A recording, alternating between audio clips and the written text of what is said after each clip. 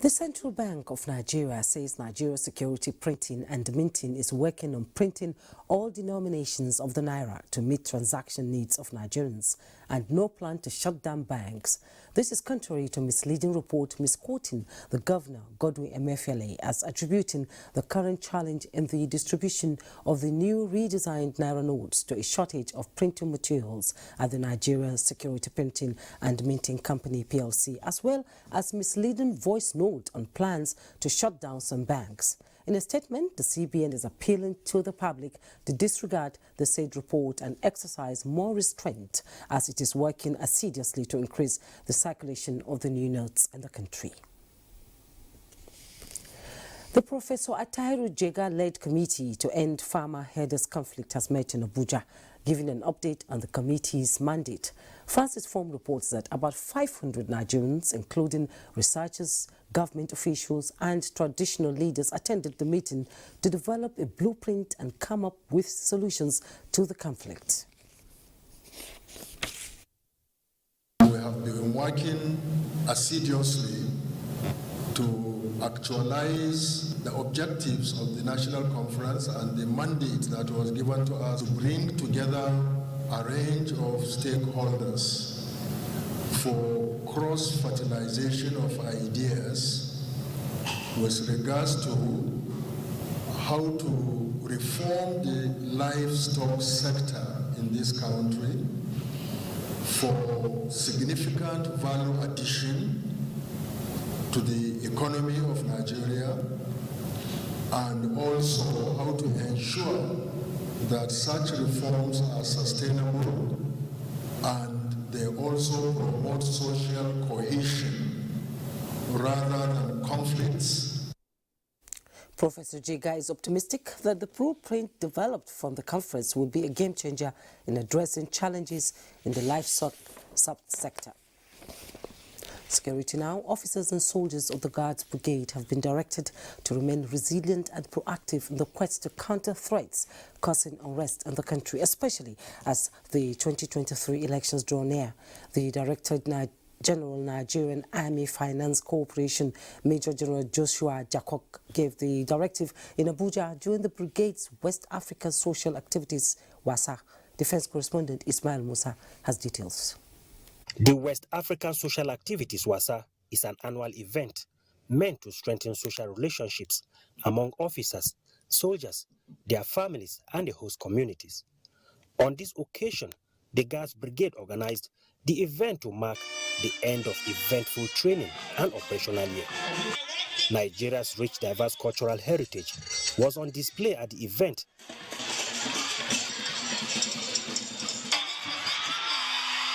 Although an informal gathering, officers and soldiers were charged to be committed and responsive in the discharge of their constitutional roles. I urge you all to be vigilant while carrying out your duties and to note that your individual sacrifices would add up to the overall success of Guards Brigade.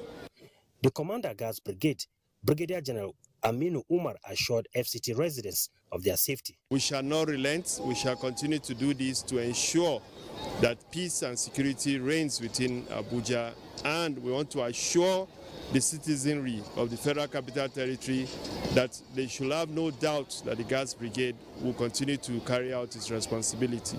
Special recognition was given to soldiers who have distinguished themselves in the line of duty. Other activities were the beating of retreat and lighting of bonfire. In Abuja, Ismail Musa, NTA News. Talking politics now, the All Progressives Congress APC presidential campaign train has stopped over in Kebbi State to canvass for support with a pledge to better the well-being of Nigerians if voted in the February 25th general elections. Usman Abdullahi Shehu has the report. It was an appreciative crowd drawn from the 21 local government areas of the state who waited for hours under the scorching sun to express their support. Sustainable agricultural revolution, socio-economic empowerment and security are the major selling points of the APC presidential candidate Bola Ahmed Tinubu. Don't worry, we promise you that we will give you the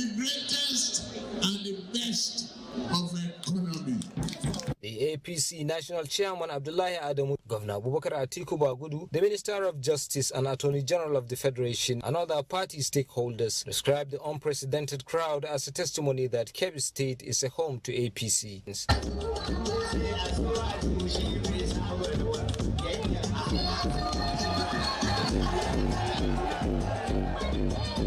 The Presidential Campaign Council was at the Abdullahi Fodio's Palace to seek for royal blessings and prayers. Usman Abdullahi Shehu, NTA News. Meanwhile, expanding the scope of economic opportunities domiciling each geopolitical zone for wealth creation and stimulating growth across all sectors are the major agenda the presidential candidate of the Labour Party, Peter Obi, has promised to deliver if elected in such capacity come February 25th. This was at a rally in Lagos where the party rounded off its campaign ahead of the general elections. Michael Olale tells us more.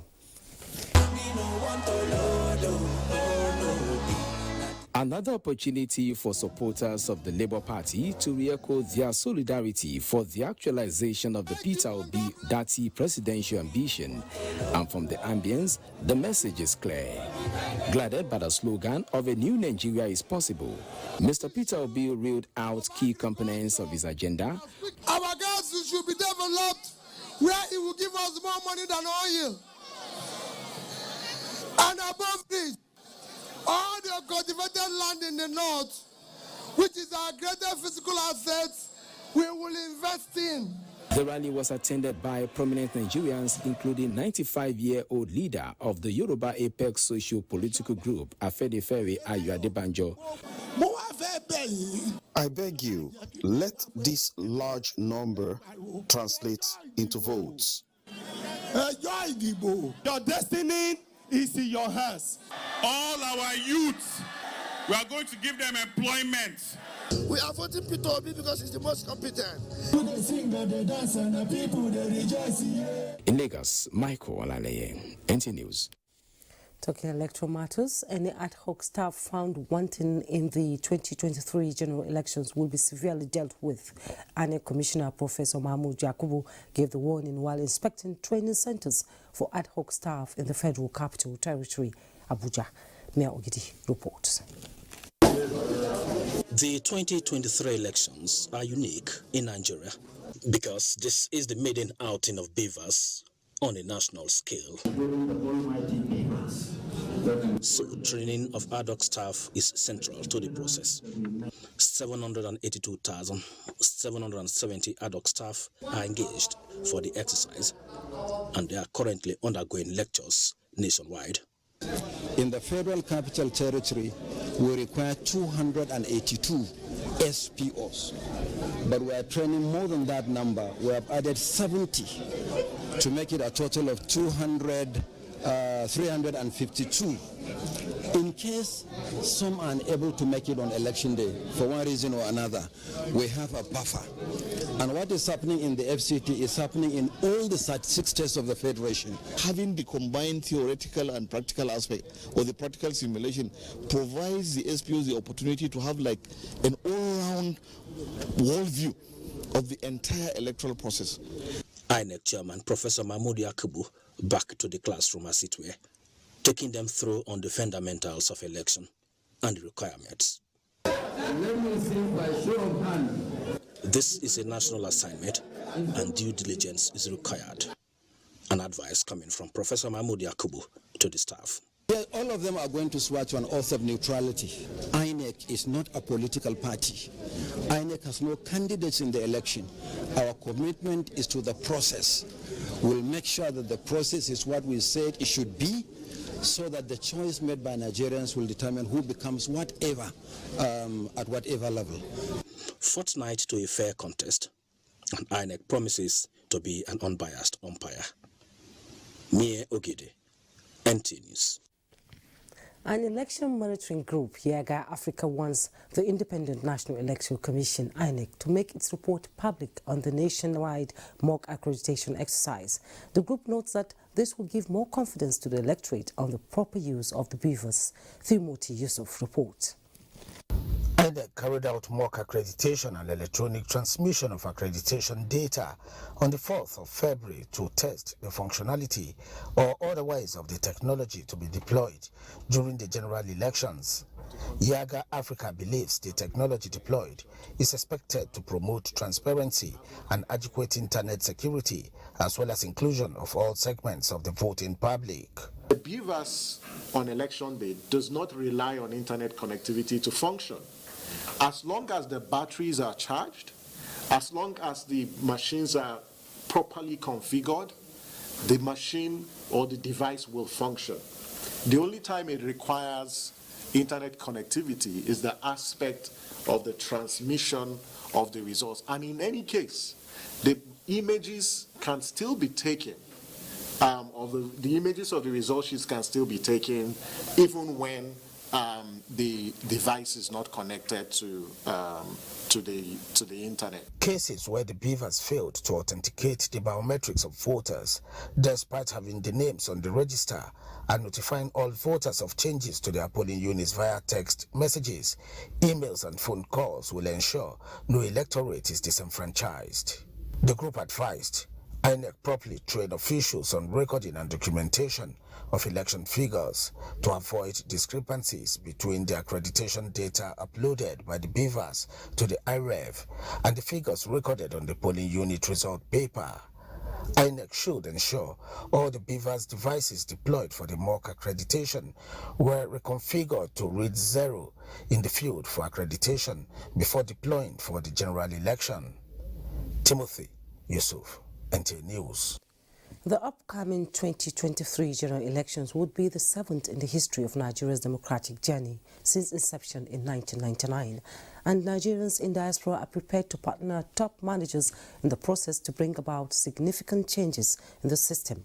The All Nigerian Nationals in the Diaspora and Nigeria-American Public Affairs Committee, in collaboration with top election managers, are hitting the ground running for a transparent and credible outcome of the 2023 polls. The body says it has been fully accredited by INEC and has the endorsement of both the United Nations and other foreign organizations to observe the progress and make far-reaching recommendations that will improve future elections. To kickstart the project, we are going to make sure that we observe all the elections that is going to happen in Nigeria to make sure that it's free and credible. So we are taking our time to ensure that in this pre-election period, we will visit all the political parties. We will also go beyond that to visit all the stakeholders. On Monday, a team of our leadership were at the IGP's office to see the Inspector General of Police, to interact because they've always supported us. We're doing the next best thing that we can do, which is help in any way that we can. And in this instance, the best that we can do is help observe the election and let the world know how free and fair it is. The body explained that it started its assignment since 2011 and had since recruited and trained more hands who are guided by good democratic principles to conduct their affairs during elections both within and outside Nigeria for a seamless and acceptable process. The Chief of Naval Staff, Vice Admiral Awal Gambo, has reassured of the Navy's preparedness towards protecting the territorial waterways before, during and after the general elections. Vice Admiral Gambo gave the assurance during his formation tour to Bayelsa State, where he inaugurated some projects at the forward operating base, Fomoso Egwema. Ibinemi Zetimiola reports. 1,562 of these ratings are joining the fleet of the Nigerian Navy after a 6-month training.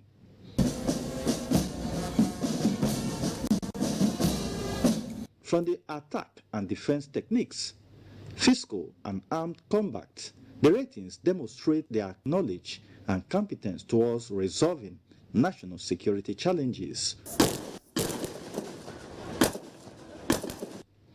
The Reviewing Officer and Chief of Defense Staff, represented by the Chief of Air Staff, charged the ratings to be loyal, patriotic, and support constituted authorities. In a few days from today, the 2023 general election will take place all over the nation. and some of you may be deployed to support as part of the military aid to civil authority. You must be professional and avoid acts that will bring the armed forces to dispute.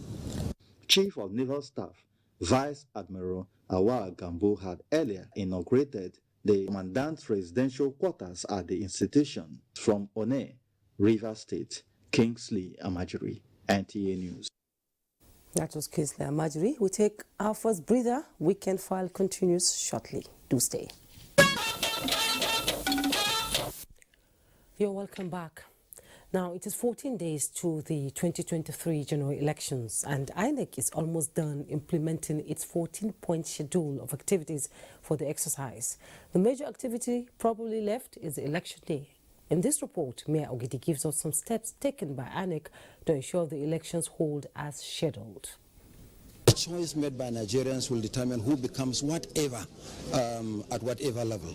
You have seen the supervisory presiding officers. This is an affirmation of the Commission's readiness for the elections. I thank you very much as always. If INEC keeps to her promise, then it is just a fortnight to a fair contest. Meeting political parties, civil society organizations, and the media for partnership. Announcing the arrival of the governor of the central bank. Then shuttling CBN, NNPC, and security chiefs for assurances of cash and fuel availability, as well as safety. 2023 elections will go on in a climate devoid, bereft of rancor. The security agencies have done a lot in the last couple of months to put things in place. We regard the INEC project as a topmost or an urgent national assignment. It cannot fail, and the central bank would not allow itself either to be used or itself to central bank to be seen as an agent that frustrated a positive outcome of that election. With a bank of promises and in-house preparations and logistics, INEC proceeds to the Federal Executive Council and the National Council of States and says, we are good to go. We took members of council through all the preparations that we have put in place for the election and the few challenges that we are facing and the steps that we have taken to address those challenges. So be rest assured that the election will hold as scheduled.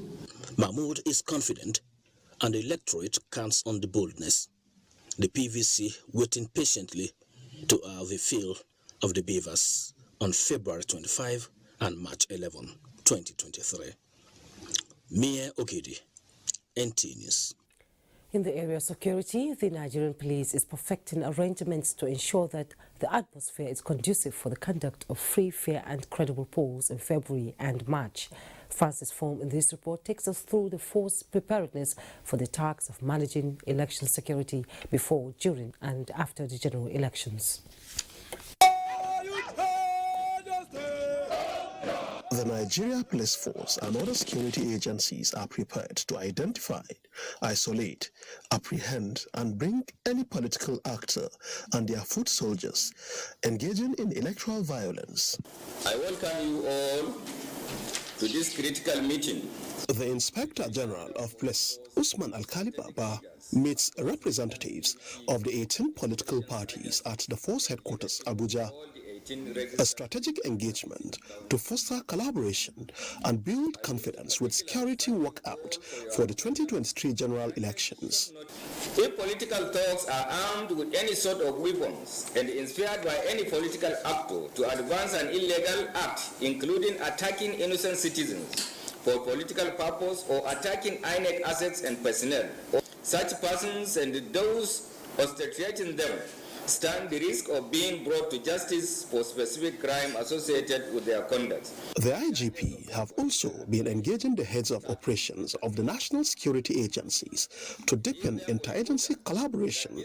In this wise, This meeting mapped out standard operating procedure and strategic communication action geared towards a seamless political process in continuation of the preparation for the February 25th and March 11th general elections. The Nigeria Police Force has successfully carried out aggressive training for officers and men of the force on election duties. The IGP has also set up an election planning, monitoring and evaluation team for deployment across the states of the Federation. The team is expected to identify, analyze and mitigate threats, as well as carry out on-the-spot assessment and appraisal of security emplacements. The team is to be headed by AIG Garba Umar, Vice President, Interpol. The IGP, while reiterating the commitment of the force to ensuring that the elections are safe, secured, credible, and in line with global best practices, tasked the team to, amongst other things, ensure the propriety of deployments, give real-time coverage of the electoral process, and safeguard against hostile external and internal influence using Interpol, anti-cybercrime and intelligence tools and assets of the force. Francis from NTA News. And joining me in the discussion segment of Weekend File is the Nick Dazang, is the former Director of Voter Education and Publicity, INEC. You're welcome to Weekend File. Thank you very much. We're talking about preliminaries to the 2023 general elections, and in one fora, the INEC chairman said that lessons learned from the 2019 elections, sort of gave a foundation for early preparations for the 2023 general elections. You are part of that election. Can you tell us something about that? Well, each election cycle is peculiar. It has its own challenges. And in the conduct of the 2019 general elections, one of the challenges INEC had was that of logistics, as a result of which it had to postpone the elections. But we have seen, with the enactment of Electoral Act 2022, that INEC had sufficient time to do its procurement and to distribute its sensitive and non-sensitive materials. So it has taken care of the challenge of logistics that used to obtain. This is not to say that there wouldn't be any challenges. Like I said, each election is peculiar, and we've seen that even in the 2023, in the preparation and the lead up to the 2023 general elections, there have been unforeseen and unplanned challenges like scarcity of currency, scarcity of fuel, but we are happy, we are delighted that the relevant authorities, the NNPC and the CBN, have assured us that these challenges will be taken care of, so that INEC can, focus on the task of conducting elections in the next 14 days. And we've seen that we are reaching the peak, we are reaching the height of this preparation in terms of the escalation of voter education, publicity, conversations around the elections. We are seeing also the beginning of cascade training of ad hoc staff, and even permanent staff, which started today. The supervisory presiding officers will be trained from today to tomorrow. And that will be followed by the presiding officers and assistant presiding officers.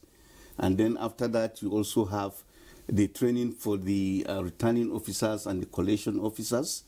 And then you also have training for the registration area technical support staff, who will support, provide technical support during the conduct of the elections and troubleshoot, when we have challenges with the beavers. Yeah, the INEC chairman also said that the 2019 experience also made it, easy for them to have the choice of technology to use for the 2023 election, that is the beavers. And with the level of enthusiasm demonstrated by Nigerians, from PVC collections to the mock accreditation, would you say INEC is right in terms of preparations now?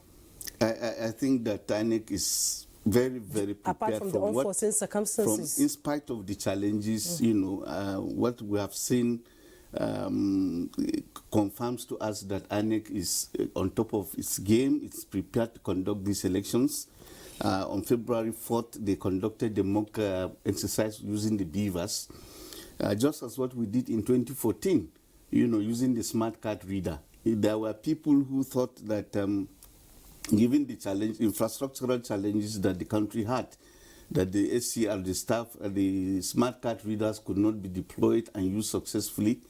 But when we did the mock exercises across the 6 geopolitical zones and in rural areas, it proved the naysayers wrong. And people embraced the smart card reader in the same fashion that we have seen them embrace the, bimodal voter accreditation system, which was tested, on the 4th of February. And we have seen also that, the beavers also plugs the loophole that existed with the smart card reader, because when we used the smart card reader, after a while, it started manifesting certain glitches. It started aging, and then we had to now devise incident forms to allow people who could not be authenticated to vote. But unfortunately, unscrupulous politicians took advantage of that and, perpetrated identity fraud. But with the beavers, the beavers takes care of that loophole in the sense that apart from being verified, your facials, apart from the fingerprints being authenticated, your facials will also be authenticated before you are accredited to vote. And by the same token, learning from what happened in Osun, what the commission has done also is that immediately after the conduct of the election at the polling unit level, the from EC8A in which the result will be imputed will be scanned using the beavers, and that from EC8A will be transmitted, to INEC headquarters. Now, by the same token, the number of accredited voters, which the beavers also records, will also be, scanned and transmitted. So you have the benefit of the actual result from EC8A and also the total number of accredited voters with which you can compare the result at the end of the day. No multiple voting here. No multiple voting. That has been blocked. Okay. And so many things have been done to ensure that, vote buying is checked. Voters cannot now enter the voting cubicles with their Android phones or any other device that can take photographs of their ballot papers. I'm sure most voters don't know about that. No, the commission has been enlightening voters about that. And even on election day, as the presiding officer and his staff set up the polling units, they are expected to tell all the voters how, the procedure for voting and what is expected of them. Okay. So it's standard practice, and that is what happens. And a day before the conduct of the elections, at the various wards and the super racks, that is the super registration area centers where the staff will sleep, and then in the small hours of the morning, they will proceed to the polling units. The electoral officers who will be with them will also do last-minute briefings and to them. Yes, they will now repeat all the things that they learned during the trainings that are taking place from today until the 22nd of March. Of February. Of February, yes, okay. So we'll continue this conversation after this break. Do stay, don't go away. We'll find out the truth.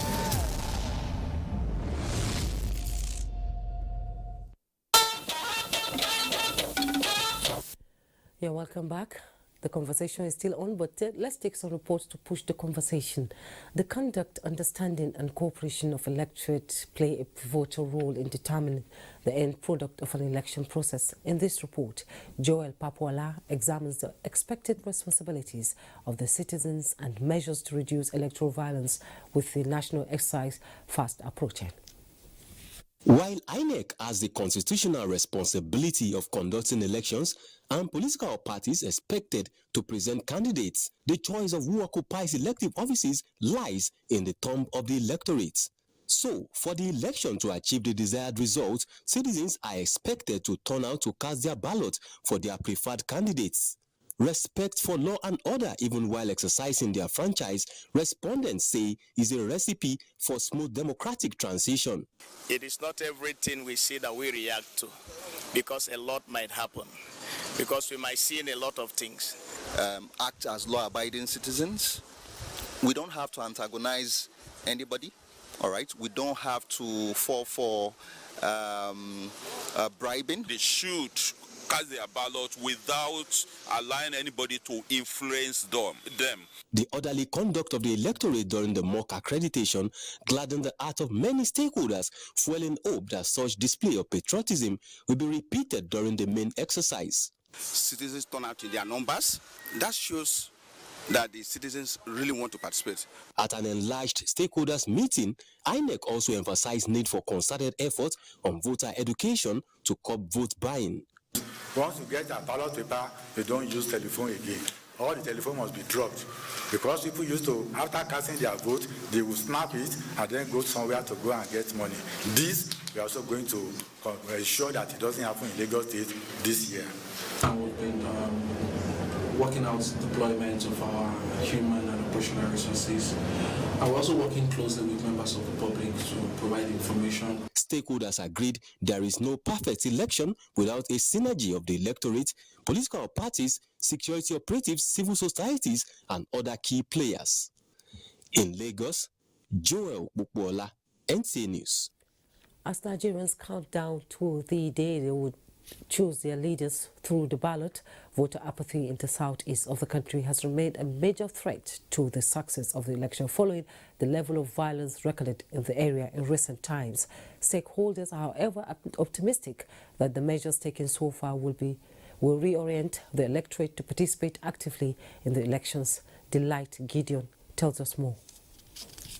Gripped by the fear of the unknown, most Nigerians express uncertainty in participating in the upcoming general elections, given the rising spate of violence that has become rampant in the southeast in recent times. Others believe that the prevailing security challenge will deter eligible voters from exercising their franchise on election day, as the only way to change the rising insecurity threatening livelihoods across the country is to cast their votes for their preferred candidates. One of our routine practice where the security agencies and the INEC gather to deliberate as matters of security of elections.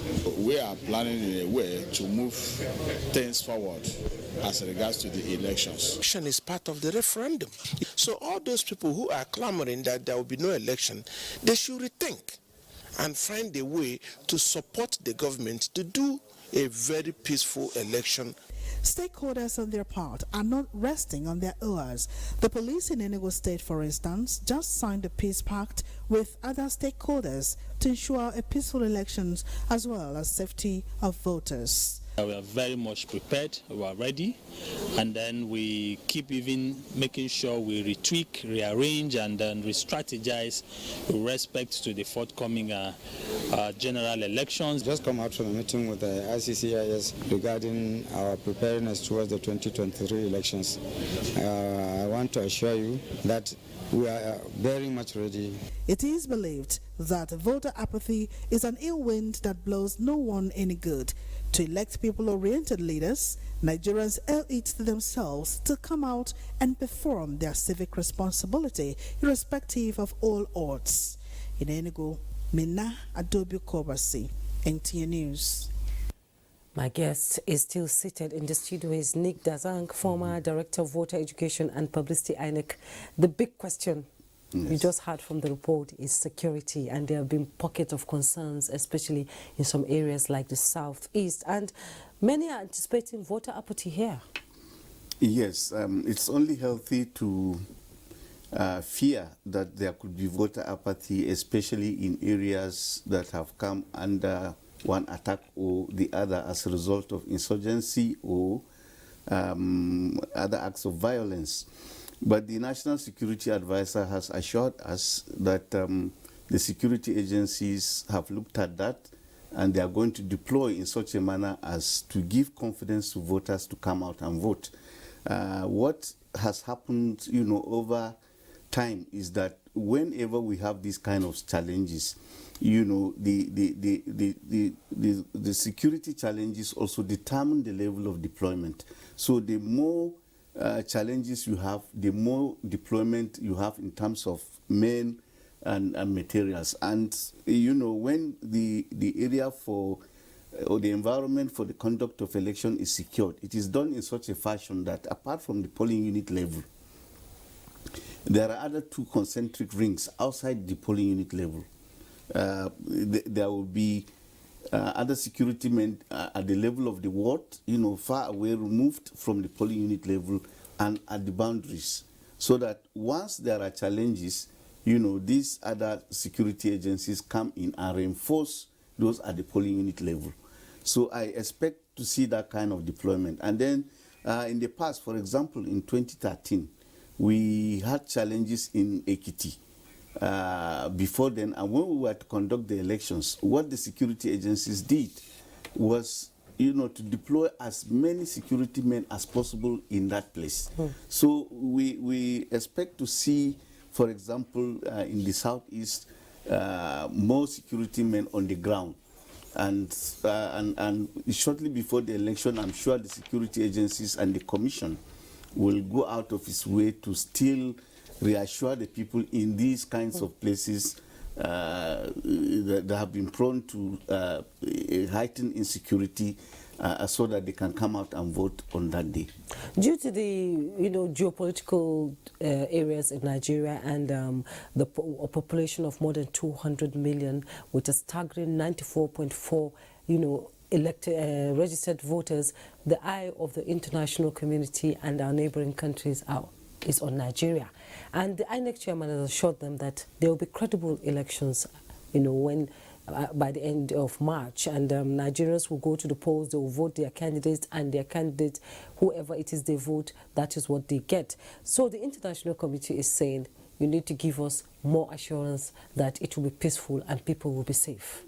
Well, I think that going by recent elections that the commission has conducted, and in some areas that also has security challenges, that should give us some sense of assurance that the elections will be conducted peacefully.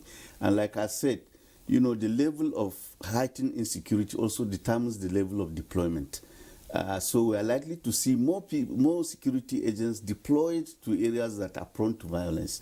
But beyond that also, since 2014, what the Commission has done is to articulate and develop a framework for voting in areas that are prone to violence or are under insurgency, like in the Northeast. But we have seen violence since then, you know, spread beyond the Northeast. So what it has done also is to now update this framework against the background of this escalation and spread of heightened insecurity. And beyond that, it has also deployed certain risk tools. Before, you know, I think since 2014 too, we began deploying risk tools, and the idea is to identify areas that are prone, that are likely to be susceptible or vulnerable to violence, and then to work with the security agencies to deploy more security agents in these areas. So already the Commission and the security agencies would have mapped out all these areas, and they would have strategized as to the number of people they would deploy to these areas. Okay. And you know, the Commission is always conscious of the fact that, one, it has to secure its staff, permanent and ad hoc. It has to secure the voters. It also has to secure their properties on election day. So all these are taken into consideration on election day, so that you go and vote and come back and your properties and whatever you left in your house is safe and secure. And the polling unit too is secure. So all these are going to be taken into consideration, and the security agencies will focus like the laser beam on these areas. Okay. And we are looking at Saturday, 25th February, yes, and then we are looking at Saturday, 11th March. So what the security agencies will do is to isolate these days and make sure that all the areas that are likely to be susceptible to violence, are taken care of for that period of the election. Indeed, Mr. Nick, and I'm sure Nigerians are keeping their fingers crossed for a successful election. Yes. Nick Dazang is the former Director of Voter Education and Publicity in INEC. Thank you so much for coming. Thank you, it's my privilege. Now, the Armed Forces of Nigeria has dismissed the allegation that some military officers met with a presidential candidate with the aim of disrupting the general elections and setting the country on fire. A statement by the spokesperson, Brigadier General Tukur Gusau, says the malicious propaganda indicated that a so-called Thursday meeting is plotting a coup d'etat to establish unconstitutional order.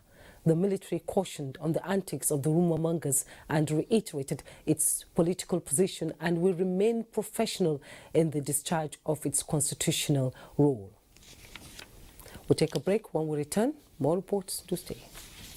Our pastors, our imams, in every church, in every mosque, please realize that in the course of praying for peaceful and transparent elections, we all have duties beyond prayers. If we want a stable society before, during, and after the elections, what should you be saying to those that worship with you? All Sundays and all Fridays, you are saddled with the responsibility of bringing up good generations. It is therefore your duty to both man and God to ensure peace all the time, no matter about elections alone. People talk to people and people listen. Talk to your followers. Make them listen to ensure peaceful 2023 elections. This message is from the National Orientation Agency. Men do not like overconfident women. Don't touch me without my permission. I'm a playful guy and I do get carried away sometimes. You are selfish, manipulative, and you are a narcissist. After all I've done for you. What have you done for me? Look, she called me barren. You know my mom doesn't know any better, right? You say that now, but then when you see your mother, you start to act like you're deaf and dumb. You were supposed to be more careful. I've been. Clearly not enough.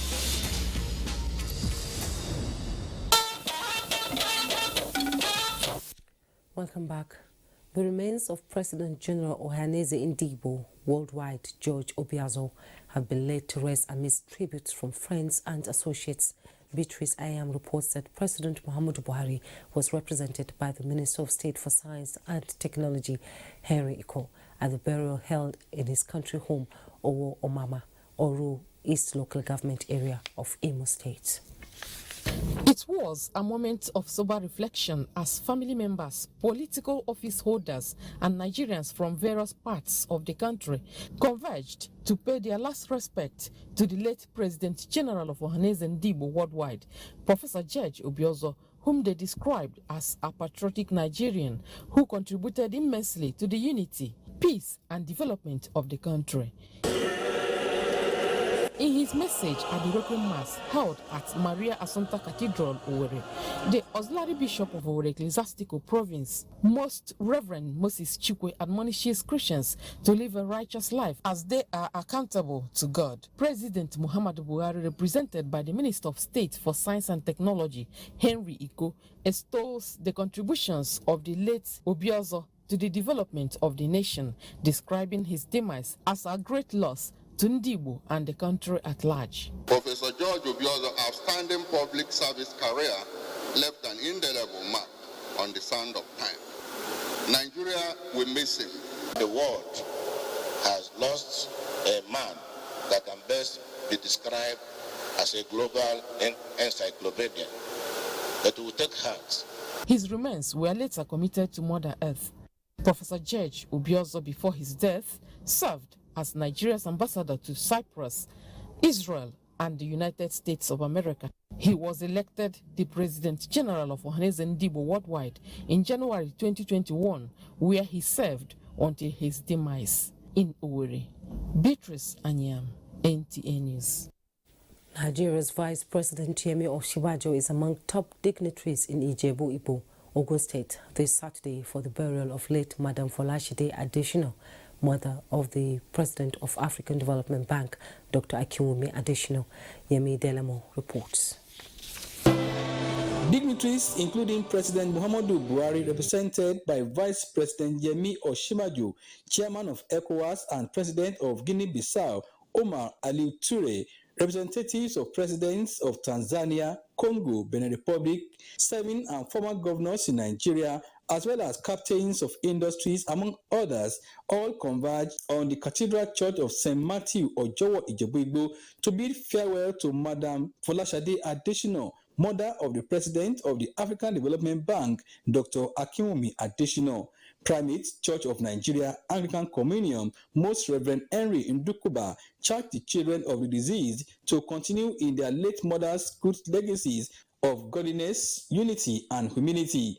Vice President Yemi Osinbajo and Ogun State Governor Dapo Abiodun described the deceased as an icon and exceptional personality whose impactful life is seen on all our children.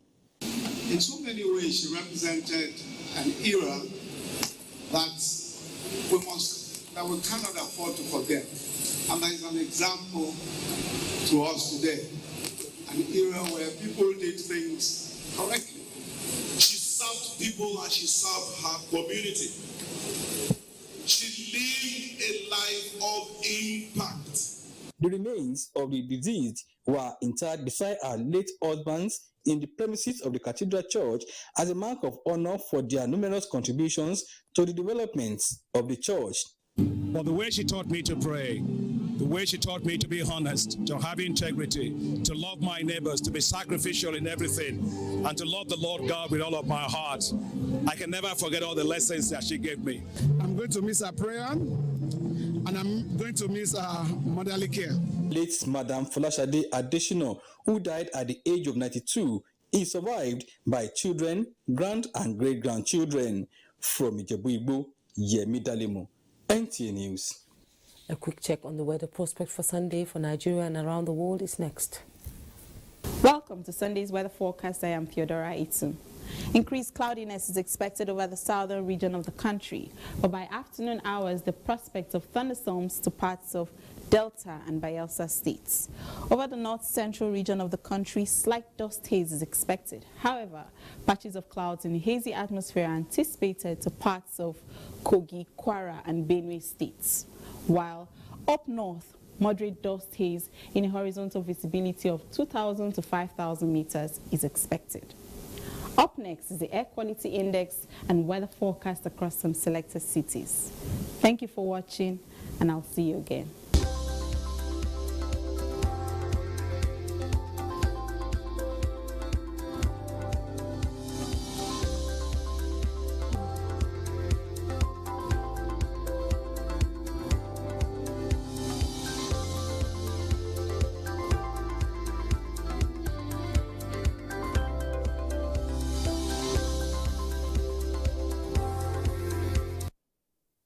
That does it on Weekend File tonight. Thanks so much for watching. I am Jumma Yusuf. But don't forget to join NTA in the fight against rape and rapists. Take care.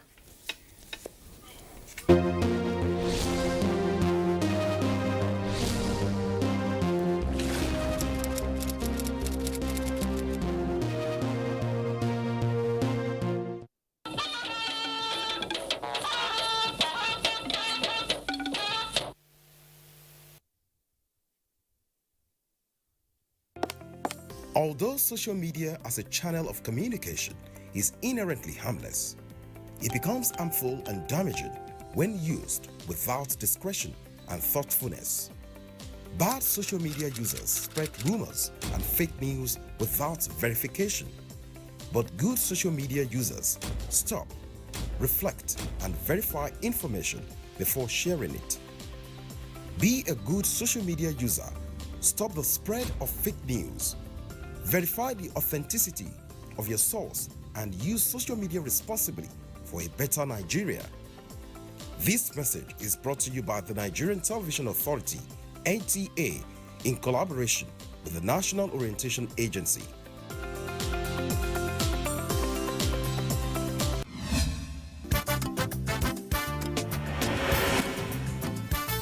And there's the start. And